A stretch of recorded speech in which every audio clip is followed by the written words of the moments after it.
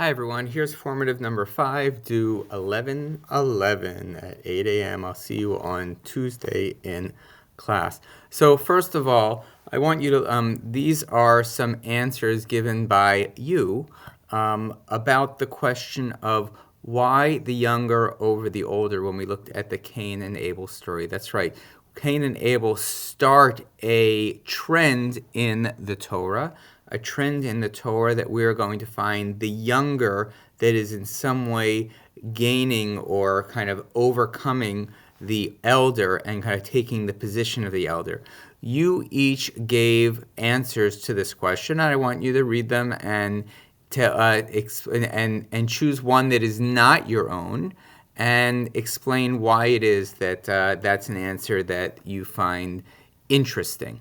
All right, so we are basically looking at something that we're not calling the flood, we're not calling destruction. We're saying that we noticed in class that if this is the opposite of the story of how creation happens, God is blotting out exactly in reverse, from man to beast to crawly thing to birds of the heaven. So instead of calling it creation, we're going to call it what? That's right, uncreation. And we asked the question, we said we need to look at the story that comes right before this story to understand why it is that God right now at this moment decides to destroy the world. Why not earlier? Why not later? Right? Why not wait a little bit? Why not earlier? So it seems like this event that comes right before we get the sense that God is sad and God regrets. By the way, it is not that God is angry. God is in some way sorry. God is sad at this moment, right? How about that as an emotion? It pains his heart. And Yossi asks, what does that mean, pains his heart? And of course, we said that the heart is the place, at least in the Torah, for the intellect, right? Okay, so here we are on this story. And by the way, there is something slightly provocative about, and I think I read this in the book I'm going to show you a little bit later. But one of the answers to the question of why it is that God waits until this moment to destroy the world, meaning that this passage is not actually that important, that God's just been kind of waiting and waiting and waiting. And the moment that God is able to destroy the world, he kind of stops, and this is what happens right before that moment. And why is God now able to destroy the world? It's like, I'm waiting, but finally I can do it. Oh, it's because Noah is born. Actually, Adam dies and Noah is born. And for some reason, the death of one, the birth of this new one, presents a possibility that was not around before. I'm just raising that as a possibility. I'd love to hear kind of your thoughts on that. Was it God who always wanted to destroy the world and is just waiting around for this guy named Noah or the characteristics that Noah has? Or is it actually that God is hoping and hoping and hoping, and he's like, this is it, this is the final straw, time to destroy the world. Is there anyone that needs to be saved, right? And then, of course, the question and that I'll ask right now, that I asked to Rebbetzin Rock the other day, that kind of fascinates me, is why save anyone? Why not begin actually all the way from the beginning once more? Why does God say, I'm actually taking Noah who must have some memory and knowledge of everything that came before, and I want him to live through this moment of destruction and start again? What does that say about how God looks at all those past acts before? Because if God got them wrong, and God has this opportunity to start all over again, then it would seem to me that God would say, hey, why don't I take that opportunity now that I have a sense of who humans are, of what they're going to be? Maybe I can actually prevent those things from happening. Maybe actually the new human, if I play my cards right and I know what to do, and I watch out that there's no interaction between the snake, or I don't even create the snake or whatever, the nachash, then maybe we can stay in the garden forever. So it's very interesting to think about that and to ask the question: things that we label mistakes, are they truly mistakes, or does God actually believe that no matter what, all those things will happen, no matter how many worlds that I create and destroy? All those things are going to happen, which I try to prevent. I just can't prevent. For instance, like it may be that actually, so if God destroys everything, then we have actually no recollection of what came before, right? So it gets a little confusing. Okay, all right, I'm going to move on because I think I'm confusing myself here. So let's go to another equally confusing piece. So here it is. Let's just read it through and kind of take in what this is saying and give me your best guess of what you actually think is going on. Now it was when humans first became many on the face of the ground and women were born to them, that the sons of God saw how fair human women were. So they took themselves wives, whoever they chose. Hashem said, my spirit will not remain in humankind for ages, since they are also flesh. Let their days be then 120 years. The giants were on the earth in those days and afterwards as well, when the divine being came to the human women and they bore them children. They were the mighty ones who were of ages past, the people of fame. Okay, so here we are. So first of all, just what is problematic? I mean, there's a lot of problems here. What is problematic about this, kind of just in the sense of what we think of as normative Jewish belief? Like, what's going on here that seems to be a little strange? And what might be the strangeness, in your own opinion, that brings God to be like, no, no, no more. This is done. This world is done, right? And just one other thing that I always find fascinating is, why does something so strange like this even stay in the Torah? Right? The Torah has been transmitted, right, over time, right? Let's imagine that the first Torah was written down.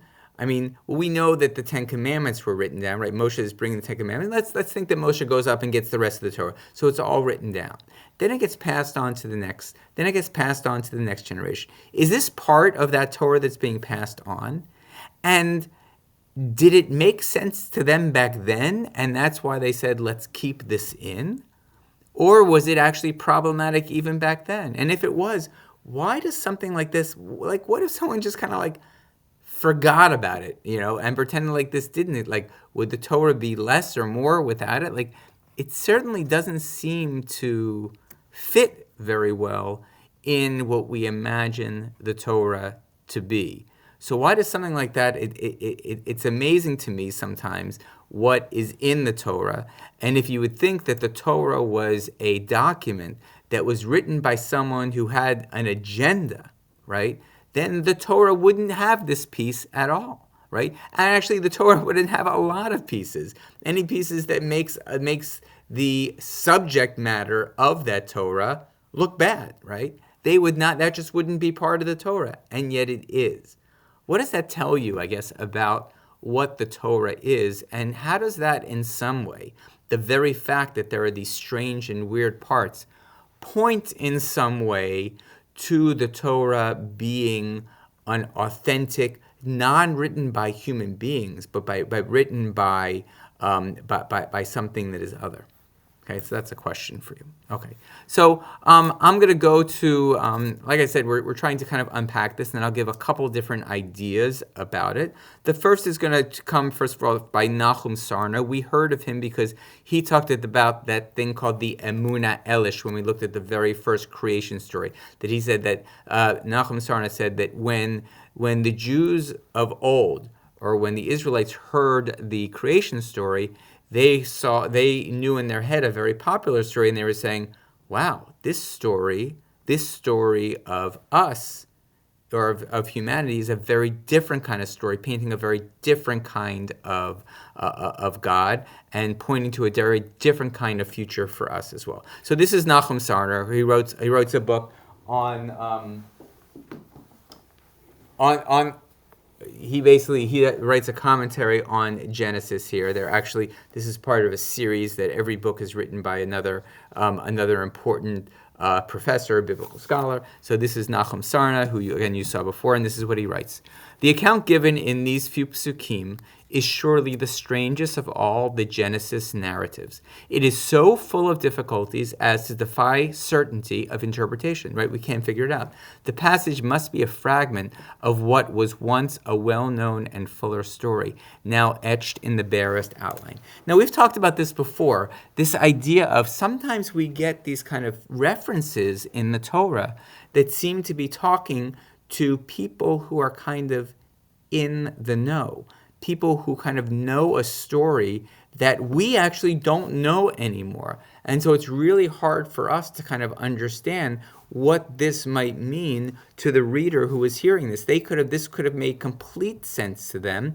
And so one hard thing about reading the Torah is to say, maybe if we could only know what that original story was, that might be really important at this point. Or we can go the other route and say, you know what, actually that doesn't matter to us. This Torah text is eternal, and it's supposed to speak to us right now as well. I'd love to hear your take on that. Okay, and here's what Nachum Sarna says also. Maybe this passage is here to battle the ideas of mythology and the idea of many gods' existence. And this is what he does right here. He says, look at this passage and answer the following questions, right? The question, sure, there are angel-like beings that are intermarrying with women on earth, but who is the one who passes judgment on this, and who makes the decision? See if you can answer that. Question number 2, the offspring of this mythical union may be heroic, but are they divine-like or are they human-like? Okay, answer that one. How does the age of these offspring compare to those who we just saw earlier, who we were being like, wow, those people are like, are living a long, long time. Okay, and then who is in control of life and death? Okay, so if you answer all these questions correctly, you'll notice that actually this is a moment where it seems like there is going to be this threat to God, this threat of existence, and God is in some way threatened, that God decides to do something radical, right? God doesn't want these beings around anymore, but it is God who basically deals, like that with the threat. I mean, God is angry, or God is sad about what God has to do, but there's no question of the struggle of whether this is going to be a struggle for God at all. God says, no, the world has to end at this point, and in some way, and it does, and there's nothing that any of these beings can kind of do about it. So maybe it's like that. One idea that I was thinking of, and I see one of my pieces is a little, let me see if I can bring this down a little bit. So one thing I wanted to show you was the wording. Wait, let me do this differently. Sorry about that, everyone. Let's go back for a second. Oops, sorry. Yeah, let's go back to here. Let's go back to here, and let's look at this for a second. Now, what I did want to show you was something that I found kind of interesting. No, it's not coming up in here. Sorry. Okay, I'll do it like. Here, we'll just look at it right here. Sorry about that. If you look at the words, now and the sons of God saw the daughters of Adam that they were good. And if you look at another phrase that seems to have some kind of word echoes there, and the woman saw that the tree was good for eating. And I guess I just wanted to ask you if you felt like those were some significant word echoes. Maybe it's not, but let's imagine for a second that those are actually word echoes. So let's just go think about this moment right here. Vatira, the woman saw that the tree was good for eating. And the sons of God saw that the sons of God saw that the women were good. So we have these 3 words that are similar in those passages. Might this suggest, or what might this suggest about what's going on at this moment in time? How can we learn from one story, from a story we know pretty well, about Chava eating or making the decision to eat what is right, and to, well, I'll let you explain, okay?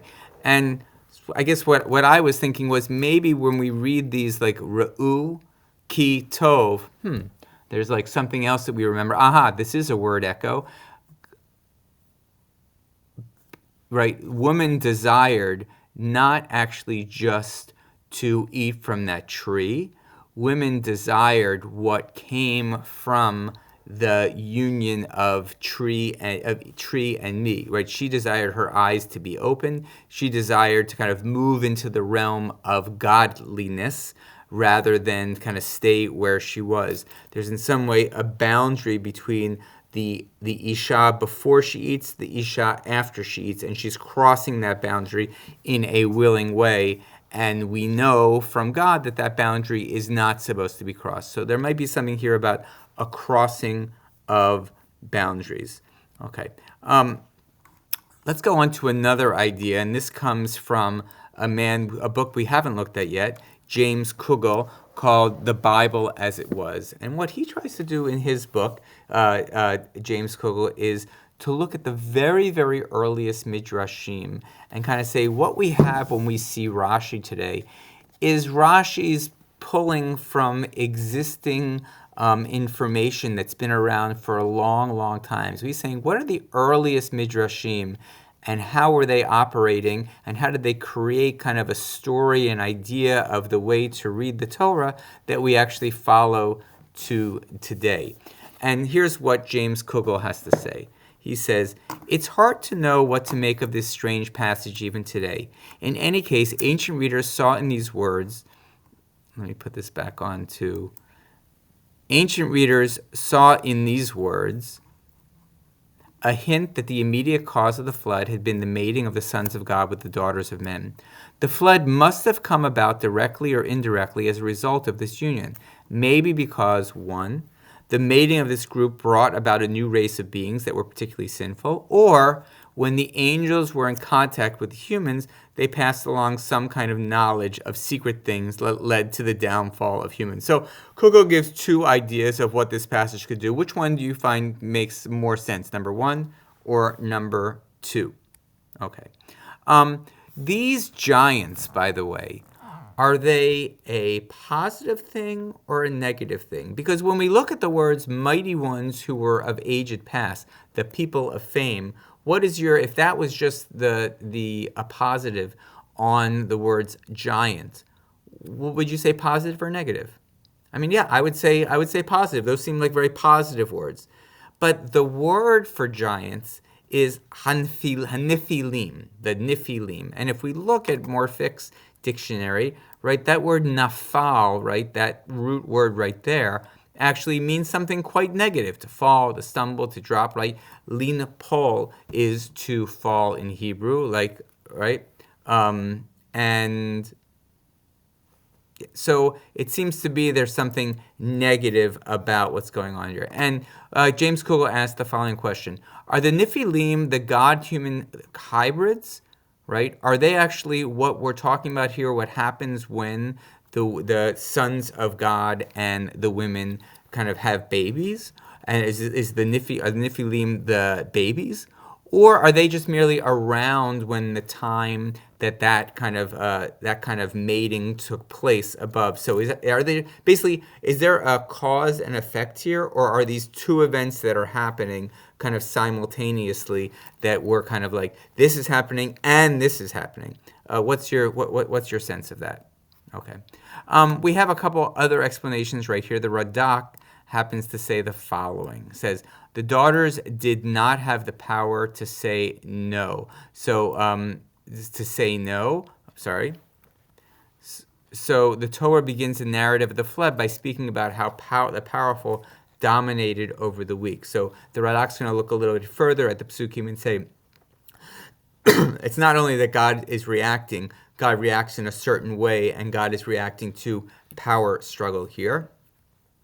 And Everett Fox, who we've been looking at the way using his translation, he says, it's possible that this biological mixing of gods and men is another example of how the world has become disordered and become just another justification of why the world needs to be destroyed. Now, interestingly enough, if and I think it was Christine who said this in class the other day, that you've got the beginning of a Torah that says chaos goes to order, okay? And then we have this sense of the flood is basically bringing order back to disorder. But actually, Everett Fox is saying that disorder, right, it actually was even around before the flood began. So basically, God looks at the world and says, there is disorder. So if there already is disorder, I'm just going to take it to the next degree and kind of push along the momentum. If disorder is what this world needs, I'm going to kind of go ahead and really create disorder, maybe. Now, I want to look at 1 second, and we're going to get to one other idea of kind of how this all works. And we have to go back to kind of asking the question about how does creation happen, right? What is the key event when we look at this? What is the word that's used, with the words that are used over and over again to describe the verb, the action step of creation, right? Creation happens, one sense, because God speaks things into existence. But then once the speaking is over, God is doing something very active. And what is that? So if we look at that, the word that's repeated over and over again is the word separation. God is separating things and placing them in their specific spot. There's something about order here when things are, this comes out of this goes here, this goes here, this goes here. We looked at actually a word that kind of repeats itself over and over and over again during most of the days of creation, and that word is after its kind. Let's just look for a second. What does this actually mean, right? So God said, let the earth sprout forth with sprouting growth, plants seeding forth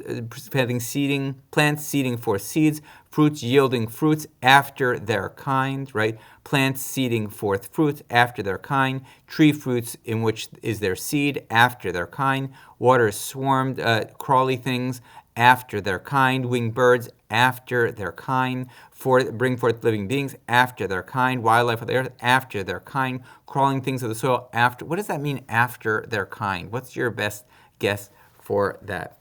The Hebrew word for that word, after their kind, is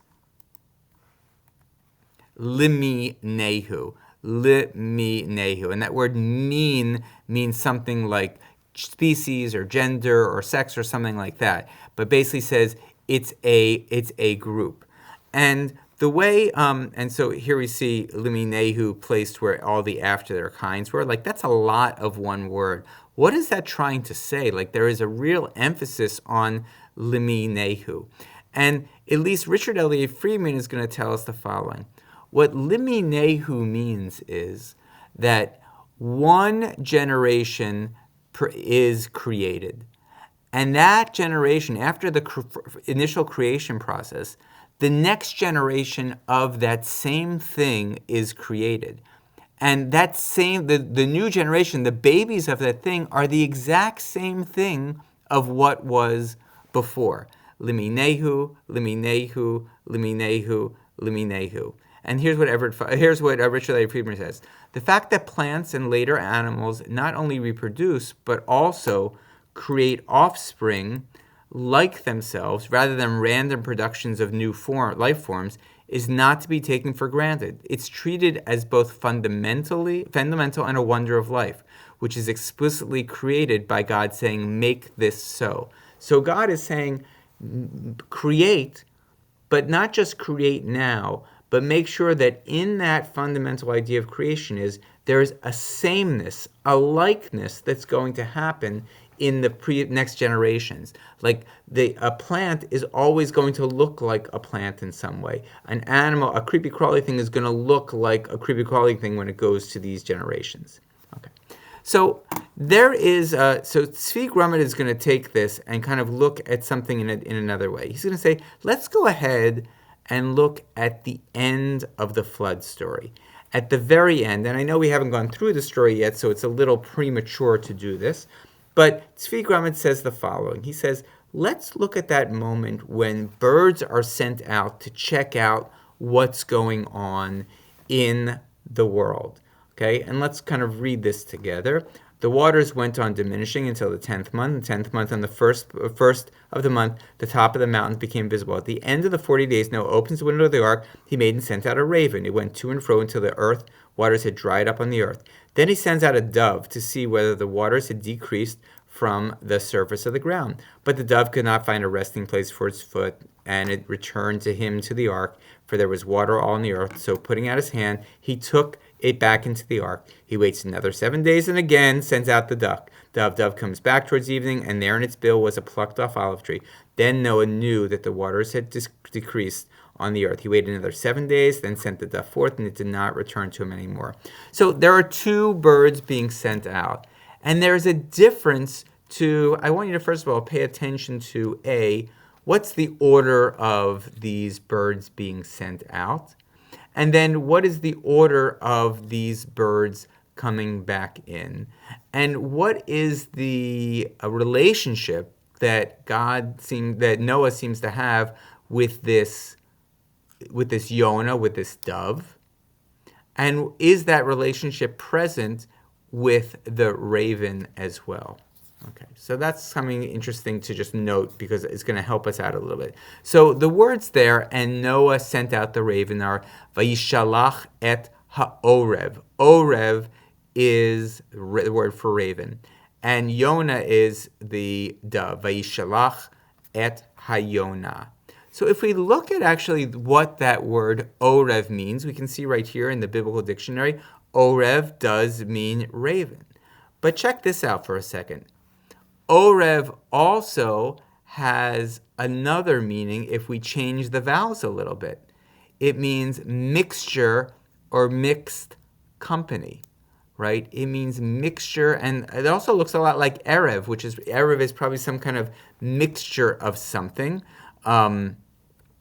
Right, so Erev or Orev is mixture or mixed company, not a homogeneous, but a heterogeneous kind of item. So something that is mixed. And let's look at what Tzvi Grummett says here.